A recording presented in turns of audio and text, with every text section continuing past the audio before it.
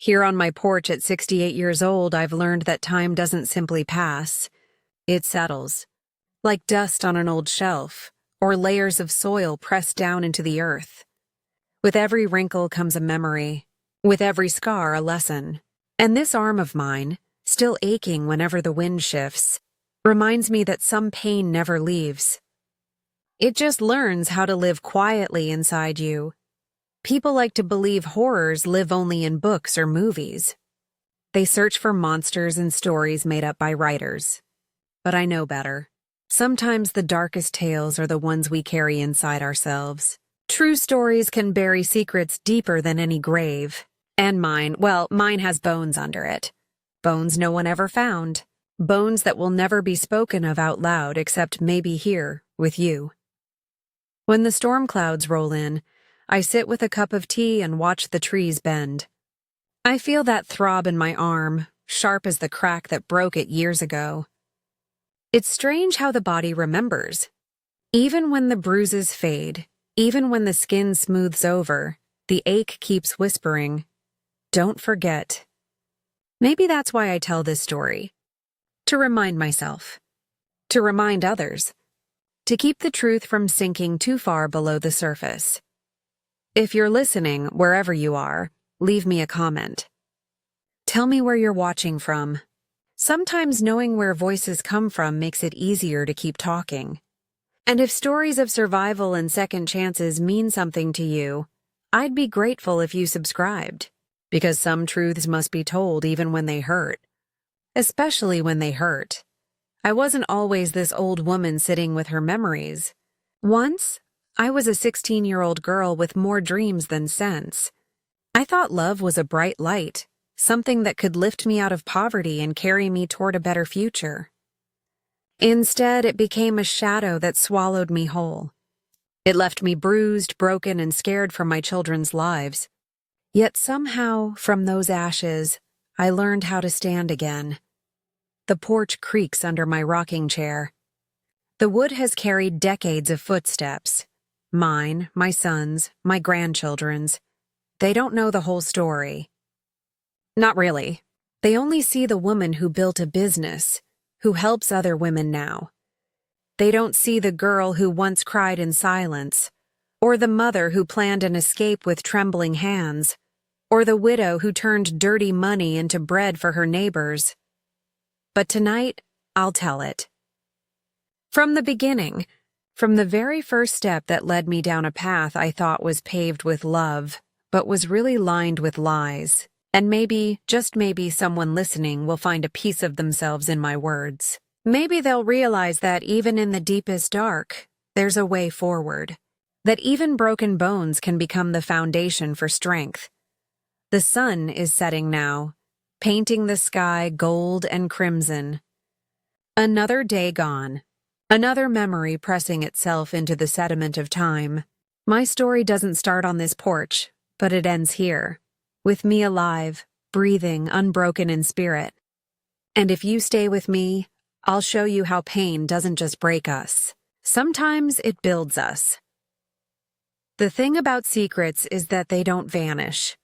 They sit in the room with you, even when no one dares to speak them out loud. That's how it was with his name. My husband, my curse, my ghost. At our weekly gatherings, the women sit around my kitchen tables. Some of them young enough to be my granddaughters, some older with lines carved deep like mine. They come for work, for food, but mostly for something harder to find: safety. We chop onions, stir pots, fold napkins, but it always turns into more than cooking. It turns into a meeting place for broken hearts learning how to beat again. One evening, a new girl raised her hand. She was fresh to our circle, her face still carrying the marks of what she had escaped. A burn scar pulled at her cheek, but her eyes were wide with hunger, not for food, but for answers. "Miss Naomi," she asked, "will you tell us the story? The real one?" The room grew still. Brenda, who has been with me the longest, shifted uneasily. She knew what was coming. She always tried to protect me from it. She whispered, "Leave it be, child. Some things are better left unsaid, but the younger women, they leaned forward. They didn't know the name we avoided. They didn't understand that even syllables can cut like knives. To them, the past is a mystery, and mysteries are irresistible. I let my eyes drift across their faces. Innocent, curious, expectant.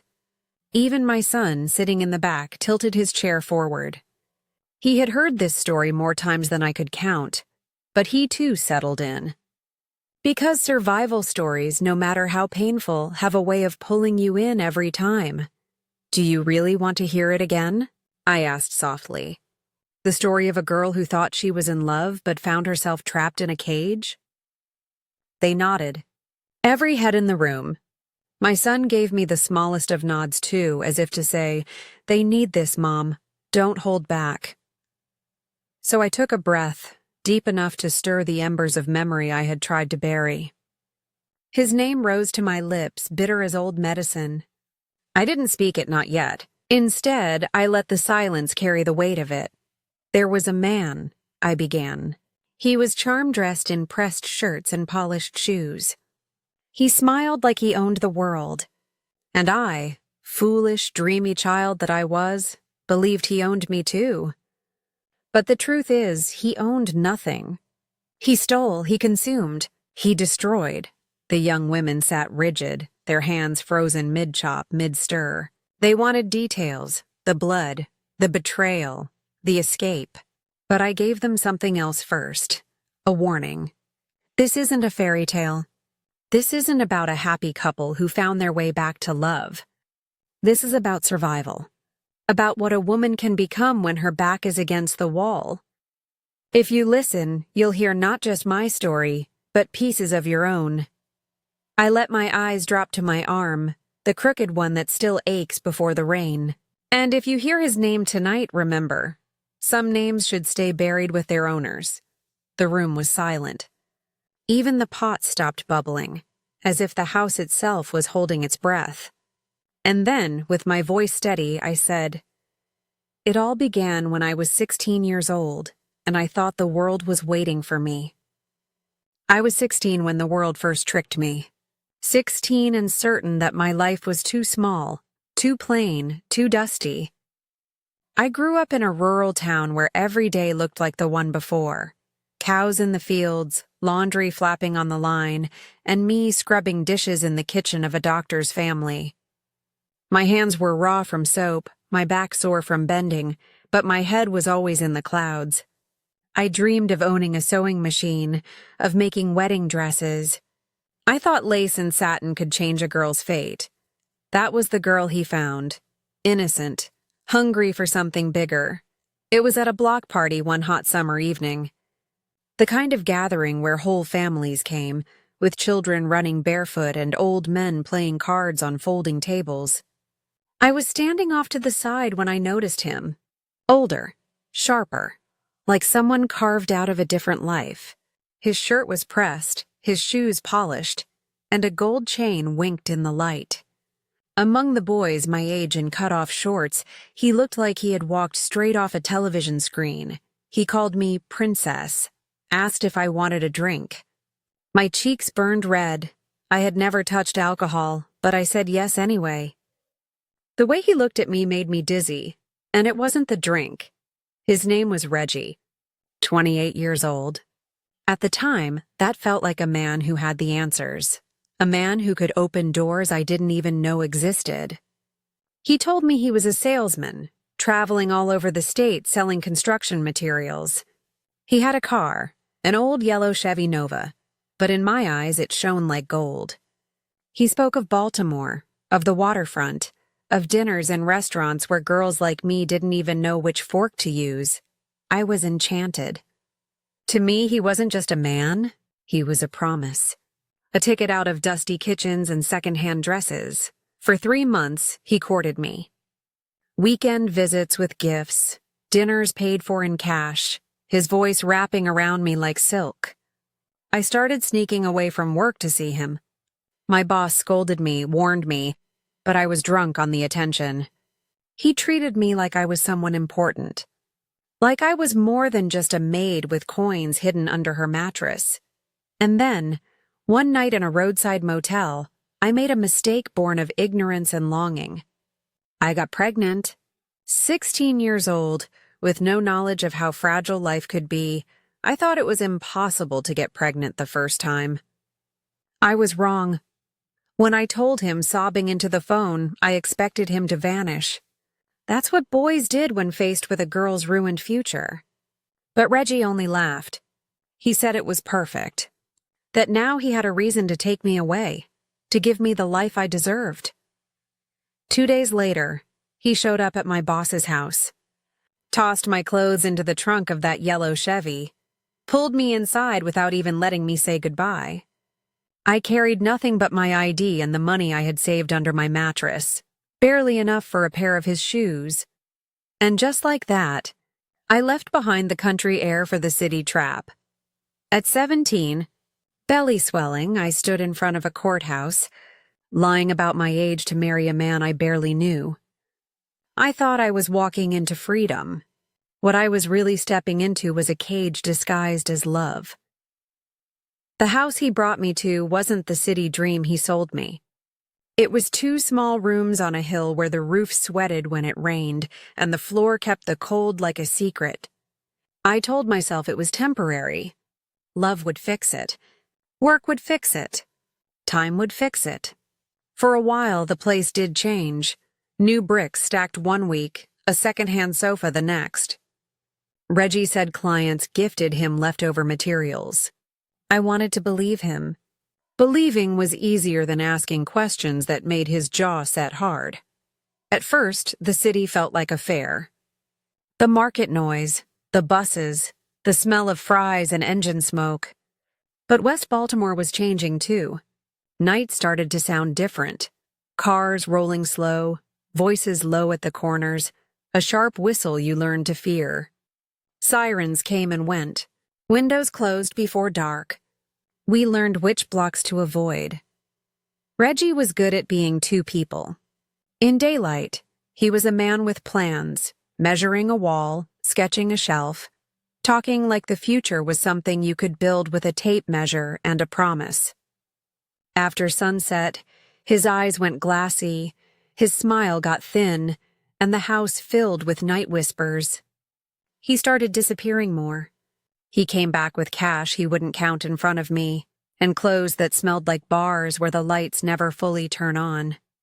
Then came the rules. At first they sounded like concern. Don't go out alone. The neighborhood's rough. Later they turned into a leash. If you go to the store, be back in 10 minutes. If you talk to the neighbor, I'll hear about it. If the phone rings, don't answer unless I say. He pulled me away from the life I knew. Family back home, the one friend I'd made at the laundromat, until it was just him and me and the walls. Silence was safer than truth, so I swallowed my words and learned to move small. One afternoon, I was dusting the living room. He had bought a large plaster eagle from a yard sale, white wings spread, head turned like it was watching the door. Protector, he called it, patting its back like a dog. It was ugly and heavy, and it gathered dust faster than anything else we owned. I hated that thing. It seemed to judge me when I missed a spot. That night I woke to a sound I couldn't place, the soft scrape of ceramic on tile. I stood in the dark hallway and watched Reggie by the eagle. He had turned it slightly. His hand slid along the base like he knew a secret code. Then I saw it. A narrow panel, almost invisible under the paint, shift open. He reached in and pulled out a stack of money the thickness of a book. After that, a small wrapped bundle I knew wasn't sugar.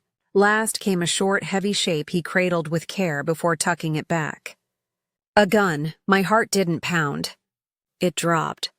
Down to my feet. Down through the floor. I was too still to shake. In the morning, the eagle stood in the same place, dumb and holy-looking, like it had never moved. I dusted around it with a gentle hand. I did not touch the base. Days layered over each other. Reggie's temper grew quick. A joke he didn't like became a warning. A question became a test. Sometimes he locked the door from the outside for my safety, he said. Time stretched thin in that house. I listened to the bus schedule from the radio like it was a song from a world I used to live in. When our first baby came, the house grew quieter still. The baby learned to sleep through noise no child should know. I learned to cook with one ear always turned toward the door. We spoke in looks more than words. We practiced the art of vanishing in a room, how to make yourself small so anger passes by you like a wind. I kept dusting the eagle. Every week, same dance. Cloth in my good hand, a soft circle over stiff wings. I never opened the bass, not then, but I memorized the way his fingers had moved. I held that motion in my mind like a match I wasn't ready to strike. Some prisons have bars. Ours had rules, secrets, and a plaster bird that kept watch. And it was inside that bird, inside that lie, that the first crack in his kingdom began to show. I planned the escape the way you plan a recipe you can't afford to ruin. Slowly, exactly, one small step at a time. I saved coins from the market and tucked them under the laundry sink in a hole I dug with a spoon. I memorized the bus schedules posted in the station window, pretending to read them for fun when the boys were with me. I folded a story for them, too. We're visiting Grandma for a few days. Simple, harmless, a story a child could carry without dropping. I packed light. 2 shirts for each boy, one for me, a toothbrush, a bar of soap, important papers folded into a dish towel. I didn't take anything that could be missed. Not even the small ring he once bought me on a good day. I left it shining on the dresser like a decoy. I watched Reggie's patterns. Which nights ran long? Which calls meant he would be gone until dawn? When the right one finally came, the city air was thick and hot. The kind of July heat that makes walls sweat. He left just after midnight. I waited. I counted slow to 1,000 in the dark, listening for footsteps that didn't come. Then we moved, shoes on. Breath quiet. I woke Michael and Daniel with a finger to my lips. Liam was already asleep in my arms before we reached the door. We slipped down the hill like shadows, holding hands, taking alleys I knew by heart. Every dog bark felt like an alarm. Every porch light felt like a question. At the bus station, I bought the first ticket I could. 4 a.m., the earliest out. We sat in a corner on a wooden bench. Michael kept his arm around Liam. Daniel stared at the clock like he could force the hands to move faster. I whispered the plan again. Ride to Grandma's, call from there, start over. A life with no yelling. A life where laughter didn't have to hide. That's when I felt it. The hush that falls before a storm. I looked up and saw him in the doorway, scanning the room like a hunter. Our eyes locked. The breath left my body. He crossed the floor fast. His hand clamped my arm and lifted me from the bench. People stared. No one stood up. Going somewhere? He asked, calm like we were buying milk. Outside, the night swallowed us. He pushed me into the car. The boys cried my name until the door slammed and their voices turned into glass. On the ride home, he didn't shout. He didn't need to. Quiet can be its own kind of terror. What happened in our living room is something I don't paint in detail. I will say this, pain has many hands. It grabbed me until I could not stand. When it was done, my right arm hung wrong, and I learned that a body can run out of sound. Try it again, he whispered, lighting a cigarette like he was marking the end of a work shift. And I'll break them instead of you. For 3 days, I could not rise. The boys took turns bringing water and wiping my forehead with a wet cloth, tiny men with giant jobs. On the 3rd night, when he left for one of his vanishings, Michael and Daniel wrapped my arm in a sheet and walked me to Mrs. Miller, the retired nurse 3 alleys over. She didn't ask questions. She looked, sighed, and said, "This will hurt." Then she pulled. White sparks burst behind my eyes. When I woke, My arm was straight and bound between two smooth pieces of wood. "Keep it dry," she said. "And keep your mouth shut about me. You hear?" I heard.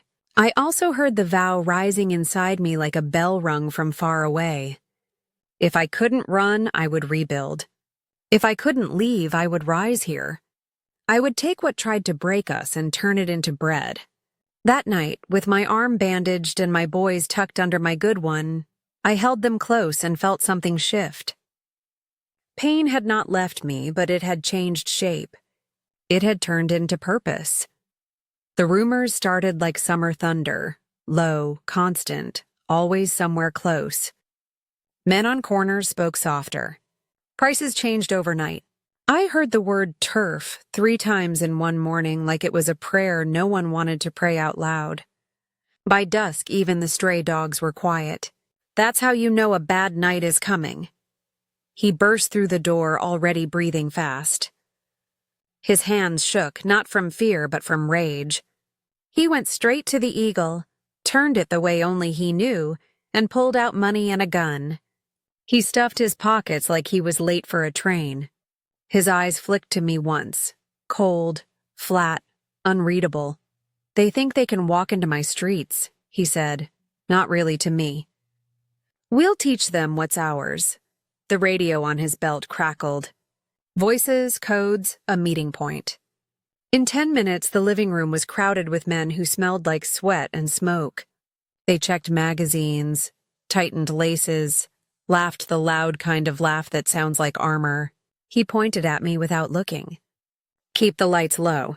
Keep the boys inside." I nodded and did what I always did. I ran the drills. "Shoes by the door," I told the boys.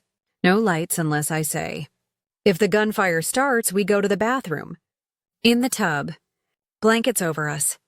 We keep quiet. We count the shots." They knew the routine. We had practiced it the way other families practice fire escapes. Liam fetched the old quilt. Daniel filled the kettle. Michael checked the back window sightline. I brewed coffee strong enough to peel paint. We would need it.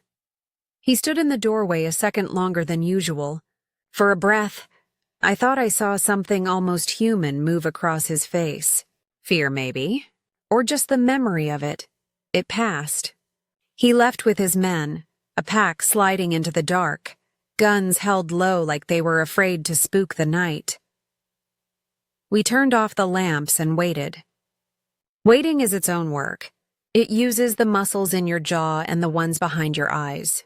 We sat at the table, hands around cups, listening to a city hold its breath. Then the first pops, far, like corn on a stove. "Bathroom," I said, already moving. We climbed into the tub, the 4 of us nested like spoons. Michael counted under his breath. 1, 2, 3. Counting makes terror smaller. It gives it numbers instead of teeth.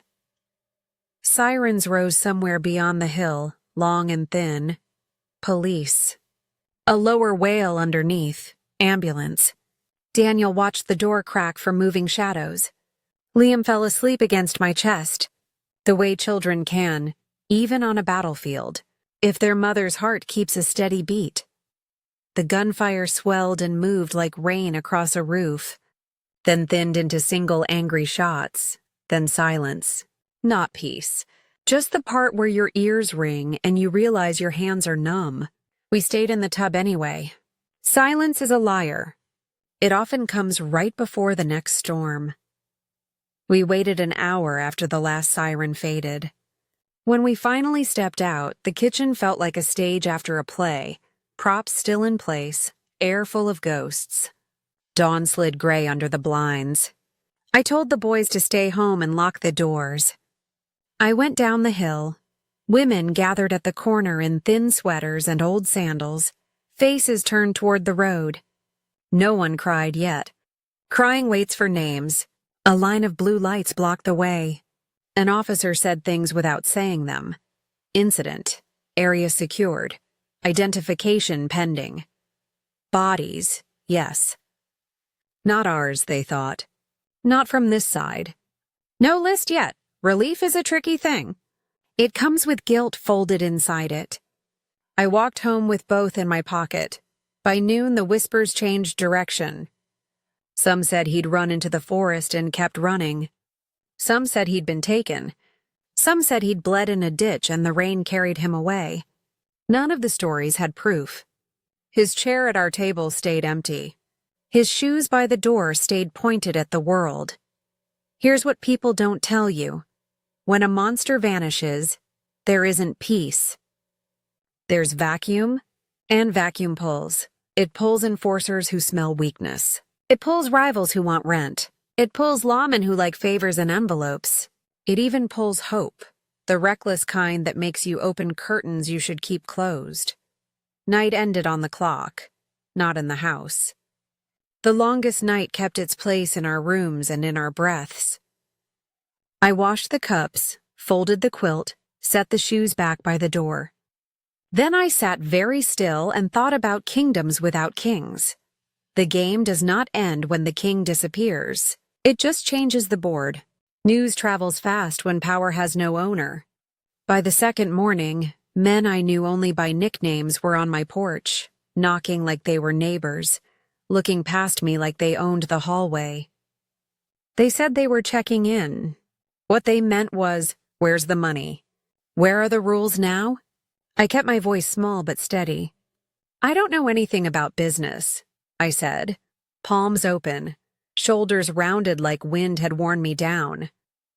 He never told me his plans. They took that as permission to roam. Cabinet doors opened. Drawers slid loud. One of them kicked the mattress and laughed when dust puffed out. They weren't looking for a woman's secrets. They were hunting for a man's stash. Michael stepped from the back room before I could stop him. 21 and set like a fence post.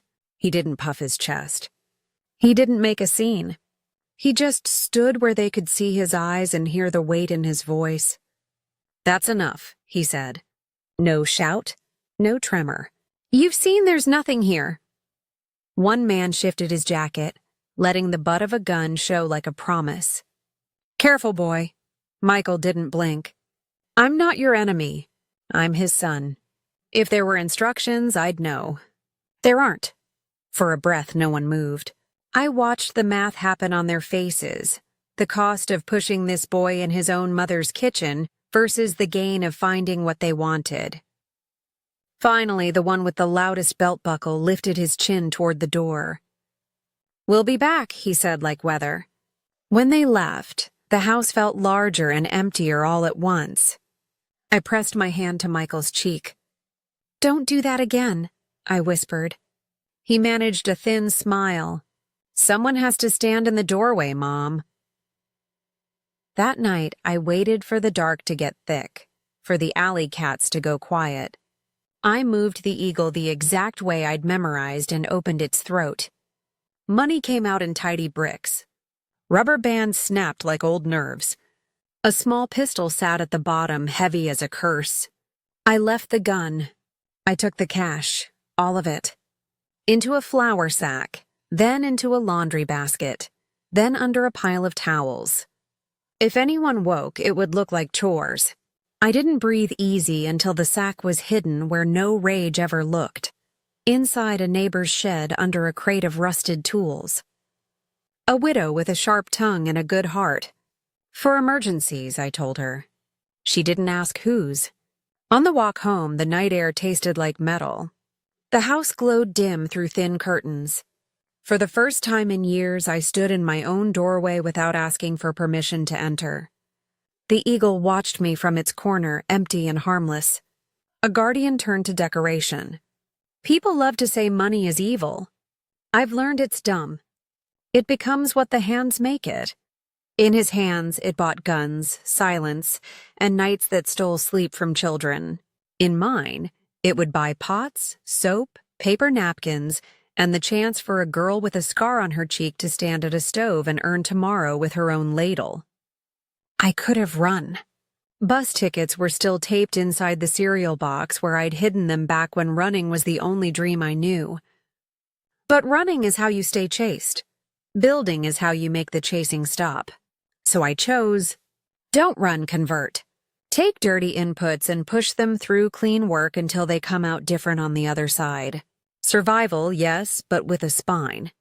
Rules for myself. No poison, no lies that hurt the innocent, no debt to men who trade favors for fear.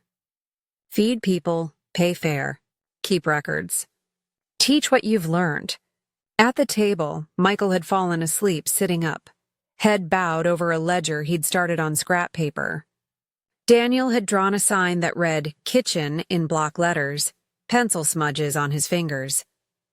Liam lay on the couch, mouth open, breathing the soft breath of boys who, for one night, didn't dream of sirens. The kingdom had no king. Fine. We would build a town instead. Tomorrow I'd find a corner of a warehouse and an old pot big enough to turn heat and water into something like hope. I found the space the way poor people find miracles, by asking the same question to the right person on the right morning. Mr. Henderson, who sold lumber and nails out of a long brick warehouse, looked at me over his glasses and shrugged. "You can have that back corner if you don't mind dust," he said. I didn't mind dust. I minded staying small. I brought a broom, a mop, and a prayer. Then I brought the sack of money I had hidden under a widow's crate of tools and turned it into things that make heat feed people.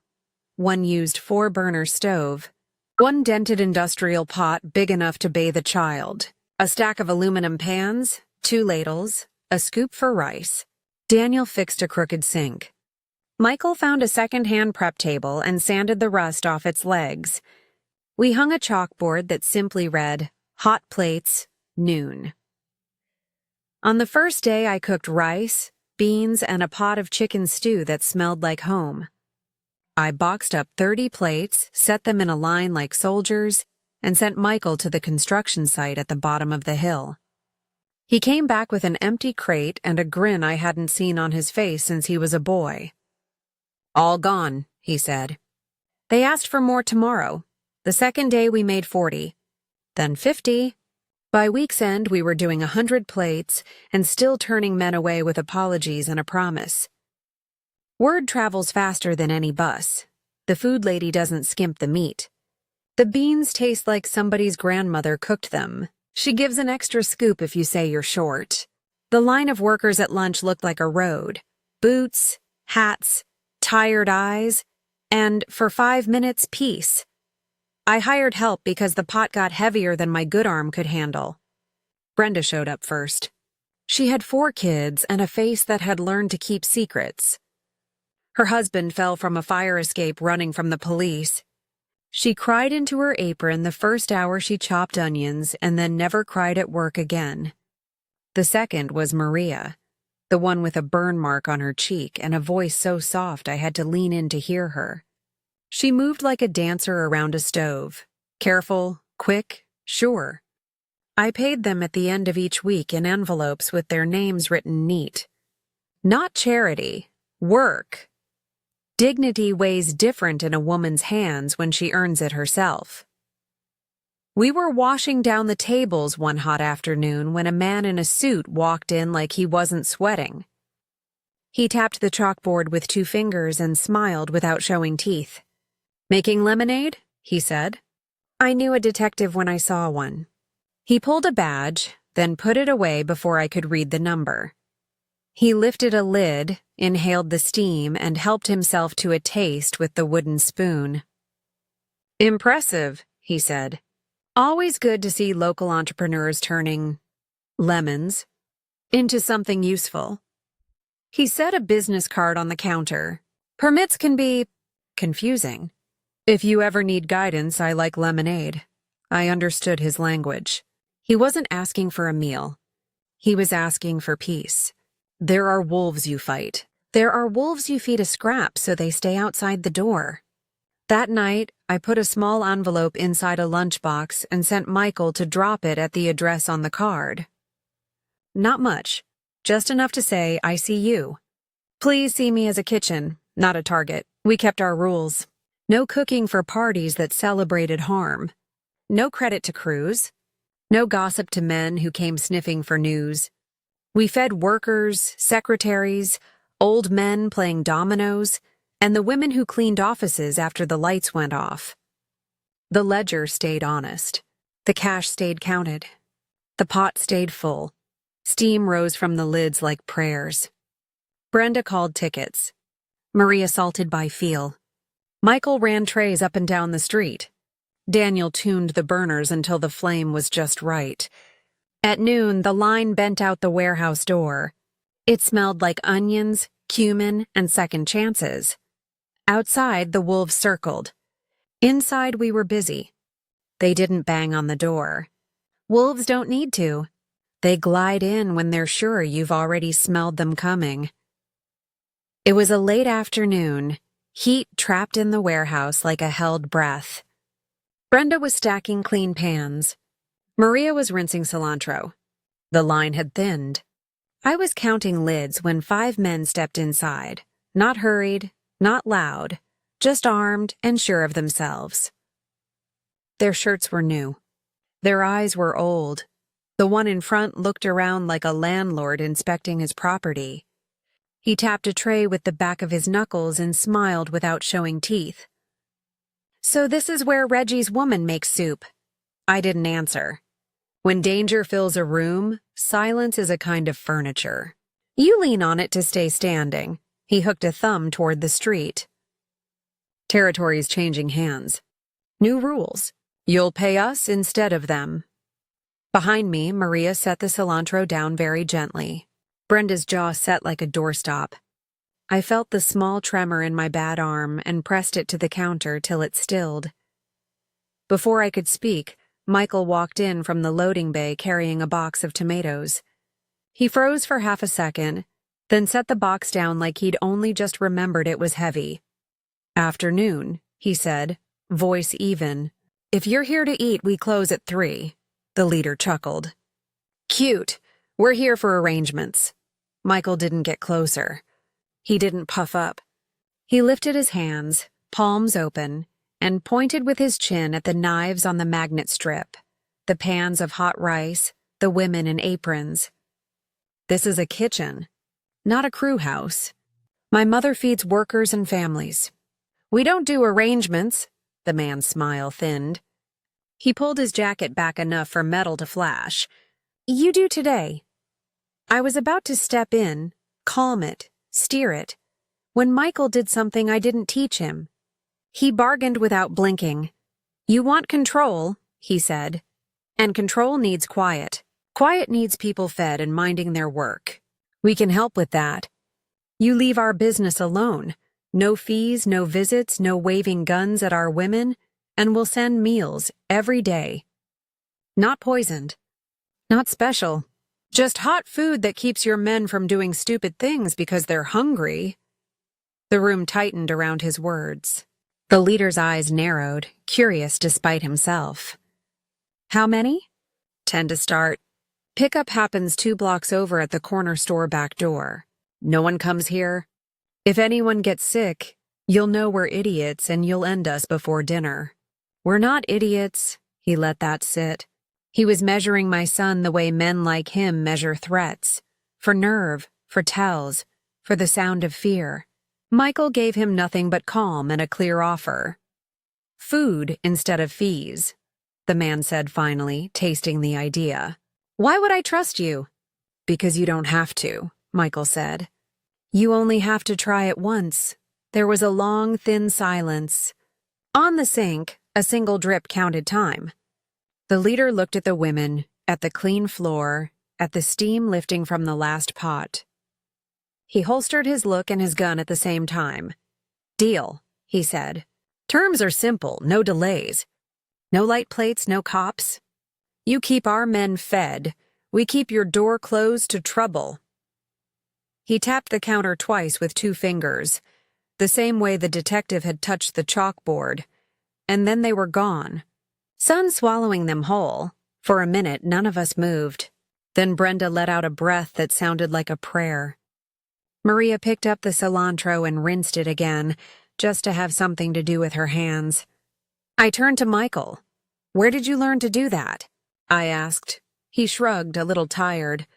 Same place I learned to count sirens, watching. We ran the numbers that night. 10 plates a day wasn't nothing. Rice, beans, protein, lids, foil, time. It would squeeze our margin. But funerals are more expensive than food. And fees never end. They only grow teeth. So we set rules of our own. Same food we serve workers, packed in plain foil, picked up off-site at a fixed hour. No names, no credit. If anyone showed with a gun, the deal ended that day. We fed them because hungry men do worse things than fed men, and because brains beat brutality when you don't have the luxury of both. Word spread. Not the kind you hear. The kind you feel. The front door stayed quiet. The line at noon got longer. The women kept their aprons clean and their heads high. I slept a little easier, knowing the wolves had a bone to chew that wasn't us. People think survival is instinct. It is, but it's also strategy. You look at the board. You move the small pieces first. You trade a meal for a night of peace, a margin for a month of breathing. You keep your ledger honest and your promises too. You build until the wolves forget to circle. Brains over brutality. A kitchen instead of a kingdom. For now, it was enough. The old bakery had been closed so long the windows wore a film of sleep. We wiped it off with rags and elbow grease until the light came in like a blessing. The bones were still good. An industrial oven, deep sinks, a walk-in that needed love. We patched the tile, painted the walls the color of warm bread, and hung a hand-cut sign over the door. Naomi's Kitchen. It wasn't just a bigger room. It was order. We built systems the way other people build fences, so what matters stays in and what hurts stays out. Michael took the front and the books. Mornings he set prices, checked invoices, mapped delivery routes on a clipboard. Afternoons he stood at the counter in a clean shirt, greeting customers by name and collecting payments that went straight into a cash box with a counted signed slip. No skimming. No pockets. The ledger balanced each night before we turned the key. Daniel became our fix-it and our fire. He tuned burners until the flames stood blue and steady, set prep stations by motion not guesswork, sharpened knives on Mondays, checked gaskets on Fridays. When something broke, he didn't curse. He drew a plan and made it better than before. Liam, still small but steady, took the register after school. He learned how to count change out loud, how to make eye contact with shy customers, how to tuck a napkin into a bag so it didn't tear the bread. He liked stamping the brown bags with a rubber stamp we had made, NK inside a circle. He said it looked official. It made us feel that way too. We kept our hiring rule simple. Women first, especially those with little ones and no one else in their corner. Brenda ran the morning prep like a sergeant with a soft heart. Maria became sauce lead. Her hand knew when to stop the salt. We added Sandra for salads and a quiet woman named Jo for dish and deliveries. On payday, I passed envelopes by hand. Full hours, fair rate, no favors. Work is work. Dignity is dignity. Then came the push and pull between the world on paper and the world we lived in. On paper, there were permits, inspections, licenses. In the world, there were also envelopes that kept certain eyes from inventing problems. The detective who liked lemonade still liked it. We didn't pay for crimes. We paid for space, the space to operate, to keep the women safe, to keep our door a kitchen door, and not a revolving one for men with guns. It wasn't pretty, but the math was clear. A small, regular cost that prevented the large, sudden ones with funerals attached. We drew our own lines and kept them bold. No cooking for celebrations of harm. No backroom meetings. No gossip traded for protection. If anyone came waving a weapon, our answer was the same as the day with Michael. This is a kitchen. And then the wins began to stack. Small at first, then not so small. A church called for a Sunday dinner. roast chicken, greens, cornbread. A school asked for teacher lunches on Fridays, boxed salads with a cookie tucked in like a secret. A construction foreman ordered 100 plates for a topping-out ceremony. The crew cheered when we brought extra beans. An office downtown wanted trays for a quarterly meeting. We delivered hot, on time, every time, and the phone started ringing before we flipped the sign to open. Cash that once hid in a plaster bird now crossed a counter, met a stamp, and landed in a bank with our names on it. Taxes got paid. Receipts got filed. I slept deeper. The boys laughed louder.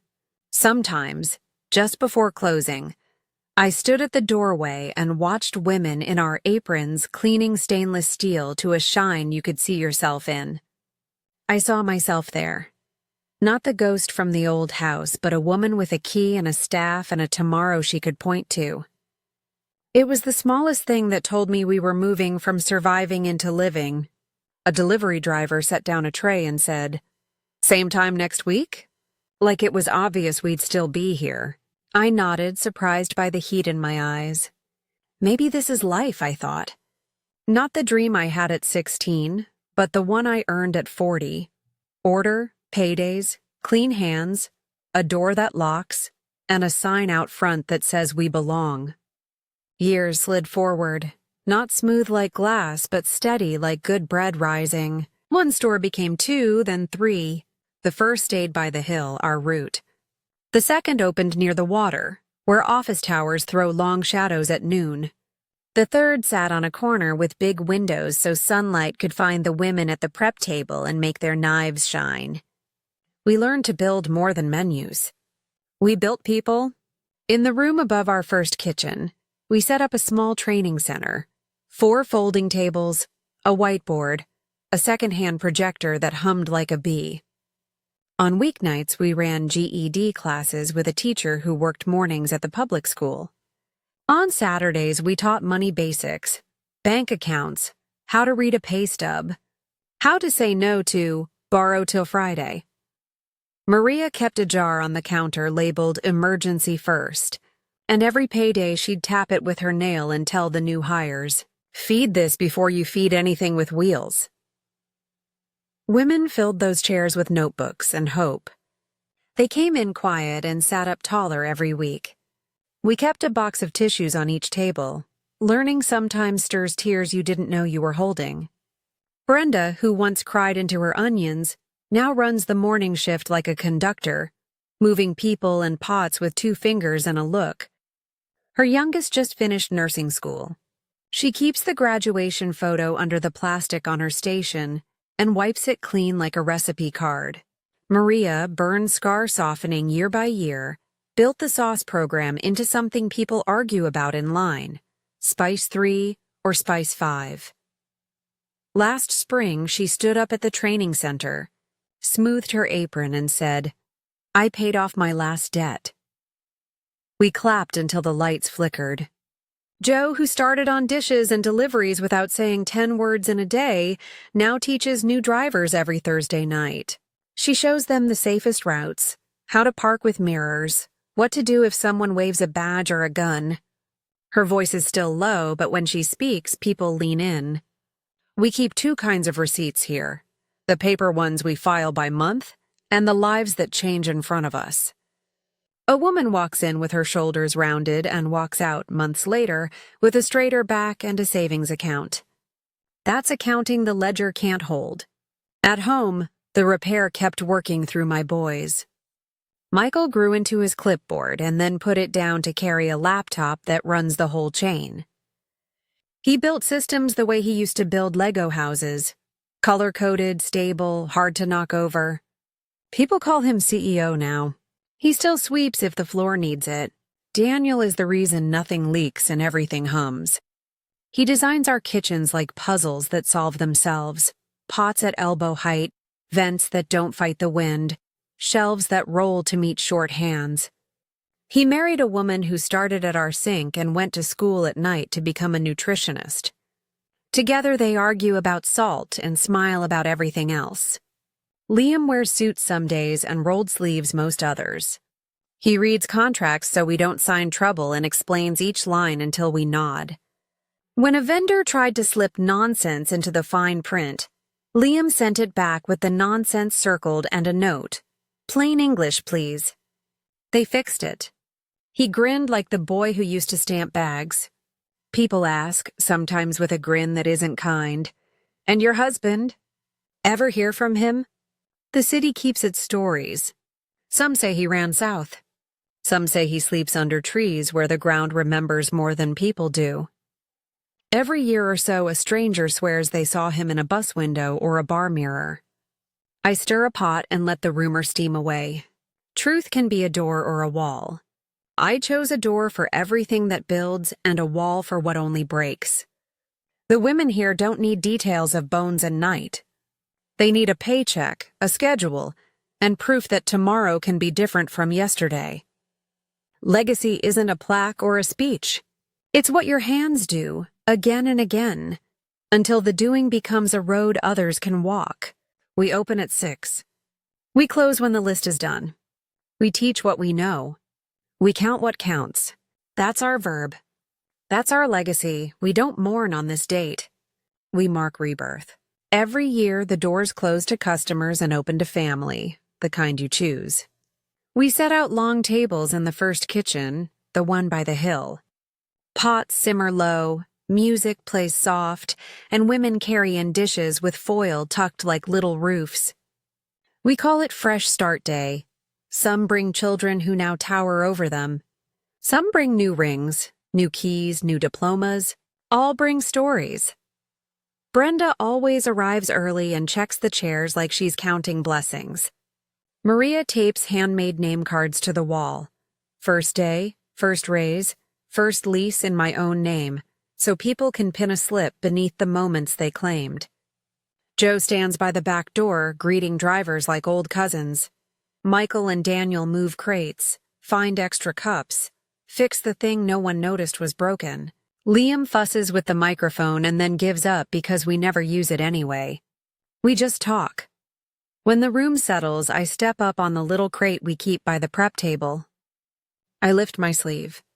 The room quiets the way water stills in a glass. The scar isn't dramatic anymore. It's pale, uneven, a seam from another life. I trace it with a finger. This, I say, is my syllabus. They smile because they've heard me say it before. But they listen because every year it teaches us something new. It taught me that fear can be a map if you read it right. It taught me that hiding coins under a sink is still strategy. It taught me to keep records, to pay people first, to sleep at night because the ledger is clean. It taught me to hire women before anyone else, to feed workers like family, to open doors for the person I used to be. I look around the room at the faces I know by heart. It also taught me the difference between secrets and lies. Lies rot, secrets sometimes protect. There are things I never told the police or the papers, or even my boys. Not because I'm proud of them. Because some truths, if dragged into the light, would pull other women back into darkness. And I will not give darkness that victory. People nod without asking. They don't need the forest tour to believe the trees are there. We go around and share our receipts. Not the paper ones, the living ones. Brenda tells the story of her youngest in nursing school and lifts a photo until the glass winks in the light. Maria says the sauce recipe didn't change this year, but her interest rate did, and everyone claps. Joe speaks 3 sentences, which is 2 more than usual, about a new driver who learned the safe route by heart and found his way home every night. A new woman, shoulders still hunched from the life she just left, clears her throat. I don't know what to pin, she says. I'm still in the middle. I hand her a blank card and a pen. Write day 1, I tell her. Sometimes that's the bravest thing you can claim. There is food, laughter, the soft thunder of women catching each other when old stories make knees go weak. At the end, we take a quiet minute.